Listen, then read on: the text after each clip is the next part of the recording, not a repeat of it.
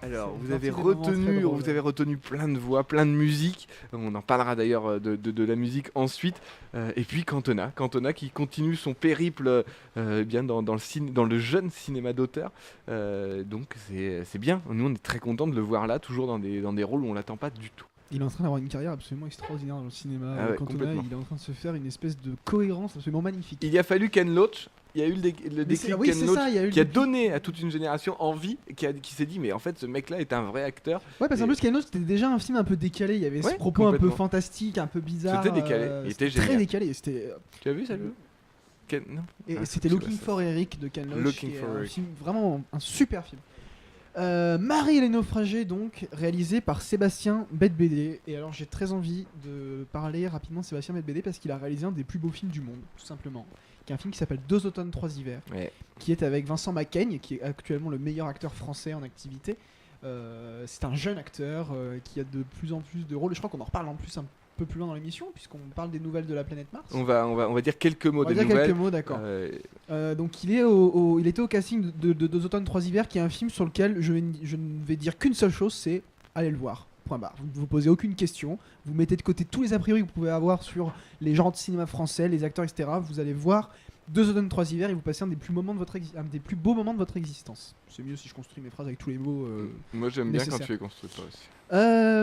Donc Marie les naufragés, film de Sébastien Bette-Bédé qui arrive donc juste après 2 automnes, 3 hivers. Il a réalisé un film entre temps, je crois, mais un court métrage, un moyen métrage, mais qui n'était pas visible, en tout cas que je n'ai vu nulle part, que je n'ai trouvé nulle part, qui est dans cette même idée finalement d'inspiration et de digestion très cohérente et très bienveillante de la nouvelle vague. La nouvelle vague des années 60, c'est-à-dire Jean-Luc Godard, François Truffaut, etc. Je vais préciser parce que ça paraît très très facile dit comme ça, mais il faut quand même préciser les choses.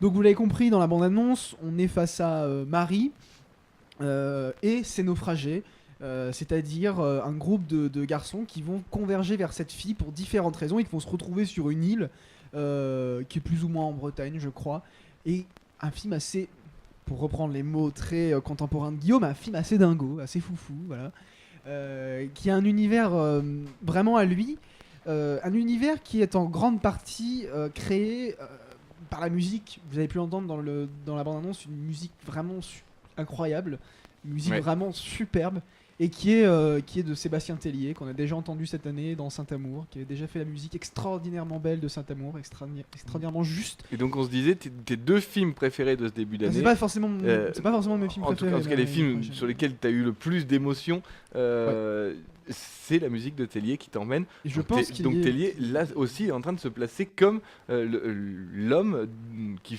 fabrique les morceaux pour le cinéma français, pour le bon cinéma français. Exactement. Et c'est vrai que Bette-Bédé le disait, le travail avec Tellier s'est fait en amont et s'est fait de façon très forte. Et c'était un travail, un vrai rapport entre un compositeur et un réalisateur. Ouais. C'est-à-dire qu'il a commencé à composer la musique sans les images, à partir du scénario.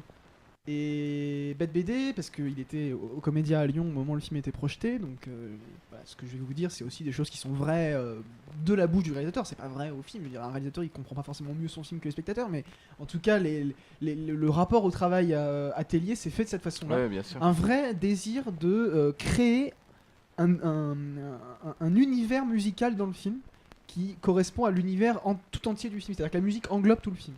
Et inversement, finalement. Ouais. Et c'est très intéressant. Bon, alors, comme pour 2 automnes, 3 hivers, c'est un film d'une sensibilité incroyable. Et tout se joue également dans la simplicité. La simplicité des dispositifs mis en place, la simplicité du scénario, la simplicité des personnages, une simplicité qui fait un bien fou. Les comédiens sont absolument brillants. Et donc, vous les avez pu entendre, on retrouve Eric Cantona, qui est absolument incroyable dans le film, Pierre Rochefort, qui est vraiment lumineux, qui est incroyablement touchant, et Vima Laponce, qui est, je pense, la comédienne française qu'on a le plus envie de voir à l'écran aujourd'hui. Qu'on avait découvert dans La fille 14 juillet de de Peradjetko. Ouais. Peredjetko. Antonin Peradjetko. On peut être qu'amoureux, je crois, de Vilma Pause quand on la voit à l'écran. Oh oui. En tout cas, moi, je te le dis, si tu nous écoutes, je t'aime et j'ai envie de te voir plus souvent à l'écran. Dans des rôles comme ça, en tout cas, dans des rôles aussi lumineux, aussi puissants. est puissamment beau. Je fais exprès de meubler parce que je veux pas que Guillaume dise ce qu'il a envie de dire. Les comédiens sont brillants et portent vraiment toute l'histoire du film, tout le... Vas-y, casse ta connerie si tu veux. Non, mais je n'ai rien à dire. Les comédiens sont brillants, je le disais. Les Dans ce film qui présente, comme les précédents films de Bette BD, une folie qui est parfois assez consensuelle, mais qui reste quand même un désir de mettre en scène une folie des personnages, une folie des situations, une folie dans l'image, qui est plus une folie de l'instinct. C'est une espèce de pulsion de dire j'ai envie de faire ça, je le fais. Et c'est pas du tout cette prétention de dire je fais un cinéma complètement intellectualisé ou je fais des situations qui mettent en scène tel désir. Non, il n'y a pas de logique psychologisante à la con comme on voit dans beaucoup de films aujourd'hui. On va juste glisser là entre deux trucs que l'avenir de Me and Love, je n'en parlerai pas. Je dirais juste que c'est une des pires merdes que vous pourrez voir sur les écrans français pendant les 10 ans à venir, je pense. C'est quasiment aussi mauvais que Lolo, pour les mêmes raisons en plus. Mais Marie et les naufragés, c'est l'inverse, c'est la simplicité des personnages, la simplicité de la vie. Ça paraît con de dire ça, mais c'est un petit peu ça. C'est simplement on a envie de voir des gens qui s'aiment, des gens qui rient, des gens qui pleurent. On a envie de voir des gens qui vivent des choses très simples et qui les abordent avec beaucoup de simplicité, comme nous on le ferait finalement dans la vie, avec ce petit degré en plus de folie qui est apporté grâce au cinéma. Il y a des situations complètement oniriques aussi dans le film, et d'ailleurs il y a un vrai rapport au fantastique, en tout cas à l'onirique, que Bette BD met encore plus en avant que dans ses précédents travaux dans ce film, puisqu'on a des glissements avec des fondus, il y a des personnages qui apparaissent, qui disparaissent dans le champ, il y a des moments carrément où des personnages se détachent de leur corps pour assister eux-mêmes à la scène extérieurement à leur corps. Donc on a un dispositif qui nous perd complètement.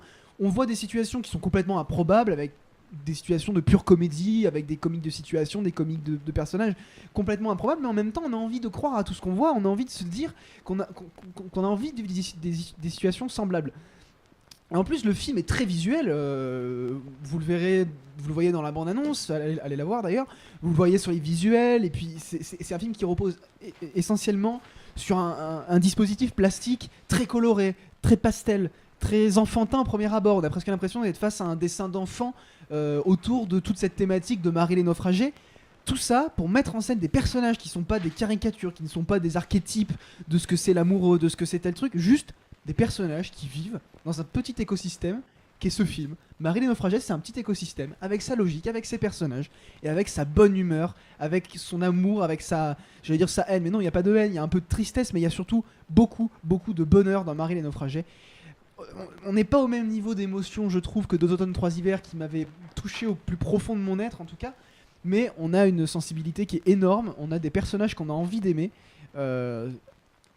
Tous les personnages, je veux dire, j'aime autant Eric Cantona que Vima Laponce dans le film. Je suis autant amoureux qu'Eric Cantona que de Pierre Rochefort dans ce film, parce que en fait c'est un film dont on a tout à fait le droit et dont il faut même tomber amoureux.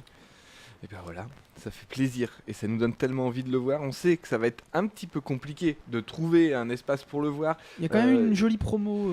On va essayer. Il sera distribué. J'espère. Je l'espère vraiment parce que c'est vraiment un film qui mérite d'être vu. Vous avez écouté, c'est très rare hein, quand Louis nous dit un amour comme ça pour un film, pour une actrice, et puis aussi Eric Cantona. Donc c'est vous dire si cet homme est ouvert. En tout cas.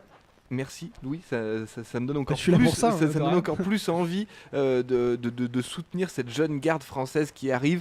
Et qui fait vraiment du bien. Tout petit rebond là-dessus, je pense que ça peut être intéressant parce qu'effectivement, on se souvient, il y avait eu un petit mouvement entre guillemets qui était né des cahiers du cinéma, notamment avec un numéro qui s'appelait Jeunes cinéastes français, on est vivant ou quelque chose comme ça.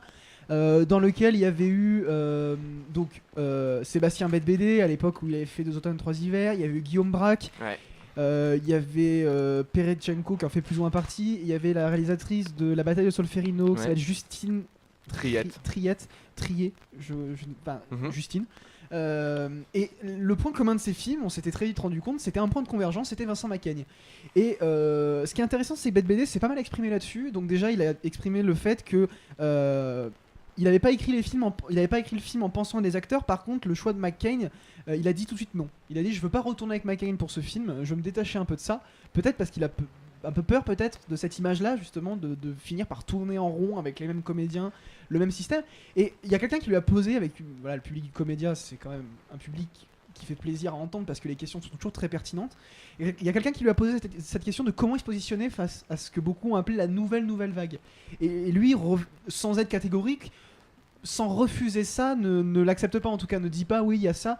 Il prend beaucoup de distance et il dit moi j'ai jamais eu de rapport professionnel avec aucun de ces réalisateurs, on pense pas dans un mouvement commun, c'est juste qu'on est dans une époque, qu'on est dans un système, etc.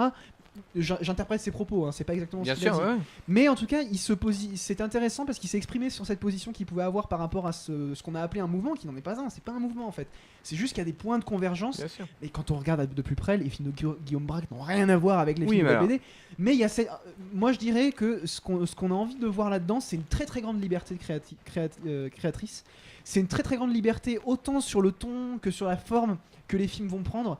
Moi, si je devais résumer en un mot en fait, tout ce mouvement, ce serait liberté, tout simplement. Ah, c'est beau. C'est beau. Non, mais alors, Comme dirait Catherine, liberté mon cul. D'ailleurs, mais... je reviens tout de suite là-dessus.